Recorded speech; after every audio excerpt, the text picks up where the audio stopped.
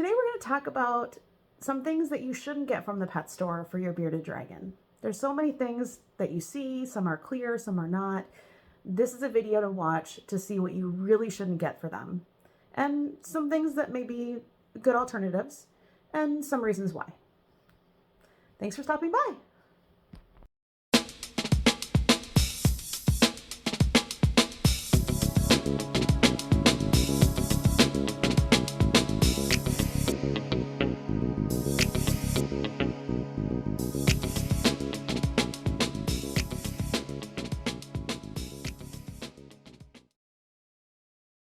Number 1, a red light. Red lights often have pictures of reptiles on it because they're sold in the reptile section, and this used to be perceived as okay. However, beardies have very sensitive vision. I wouldn't recommend a red light for any reptile, to be honest. Definitely not a beardy. I don't have them on any of my reptile terrariums. I did for my first one, and once I discovered it hurts their vision, I stopped doing it. If you're using a red light for heat, there are some alternatives. You can use a ceramic heat emitter, known as a CHE, or a deep heat projector, a DHP. As long as your heat doesn't fall below 65 degrees at night, you don't need a supplemental heat source. And your lighting during the day should be a basking bulb and a long UVB, a tube UVB, not a coil. Which brings me to number 2. Coil UVB bulbs have a concentrated beam, and it doesn't cover a good portion of the terrarium. They also just aren't as good. I recommend the Arcadia T5 UVB to run across the top of the enclosure. I find that it gives off a lot of light, and also the UVB has a good reputation of being a good strong UVB for your reptile. It's very important to have good UVB and calcium and vitamin supplements so that your bearded dragon doesn't develop metabolic bone disease. We're not going to cover that in this video, but it's something that I want to stress because not everyone knows that going in, and it's important, really important, because once it happens, you can't undo it. You can stop it, but you can't undo the damage.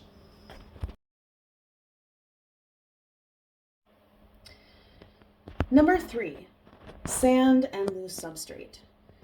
There are products that are marketed as good for bearded dragons, but I really wouldn't recommend them. One of them is calcium sand. You think calcium in the sand, great, but it can actually clump together, which makes it easy to scoop up poo, but it could cause impaction, which is a digestive issue that bearded dragons can have if they ingest certain things. So I would not recommend calci sand. There's walnut shells, which also is just not natural and could also cause impaction. I wouldn't use cocoa fiber. If you're using it with sand and soil, that might be okay. I've never done it. I'd have to look into that more, but I would just do a sand and soil mixture if you want to have a loose substrate. Just stay away from those other things. So if you decide to have a loose substrate, go with play sand and soil mixture. You'll want to make sure that it's washed play sand. It should say it on the bag, and then also topsoil with absolutely no chemicals or just nothing in there. It should just be topsoil. So make sure that it's clean, and then also go through and remove any twigs or any particles that are in there that can sometimes be twigs and rocks. So you just want to sift through that before you mix it up with the sand. And I wouldn't recommend doing that for a baby bearded dragon. I would wait until they're at least a year old before you do a loose substrate.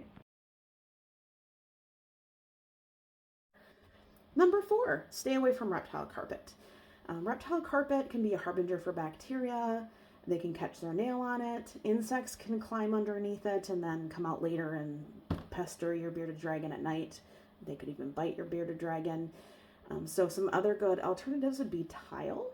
You could do linoleum tile, a slate. You also could do non-adhesive shelf liner. Zen Habitats makes a great liner for their 4x2x2 enclosures. I don't know if they have other sizes, but that's the one I have for my adult bearded dragon. When you first get your bearded dragon home, you'll probably have them on paper towel, but you won't want that to be their main substrate. You want to have something else instead.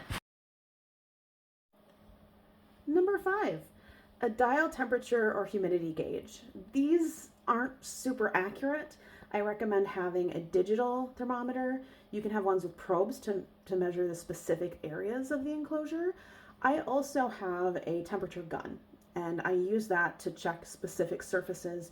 If you have multiple pets, it's a good idea. Even if you have one, I like to just check it. You can also check it on food. So if you need to make sure your food is the right temperature, you can use that too. But the dials are not ideal. And if you got one, don't feel bad. I got them when I got my first bearded dragon. I had a red light, I had a dial, I had reptile carpet, I had all these things that you're not supposed to have because I didn't know. So that's why I'm making this video, is to hopefully help people to be educated so that they don't have to go through all of this.